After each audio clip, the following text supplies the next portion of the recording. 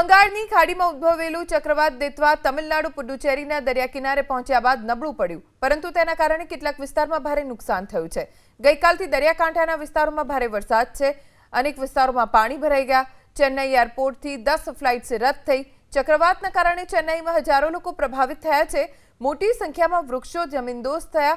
ભારે પવન સાથે દરિયામાં પણ અને ભરતી જોવા મળી।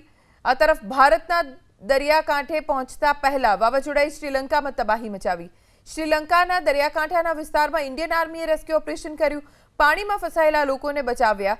ખુદ પ્રધાનમંત્રી મોદીએ શ્રીલંકાના રાષ્ટ્રપતિ સાથે ફોન પર વાતચીત કરી અને સંભવ તમામ મદદની ખાતરી આપી।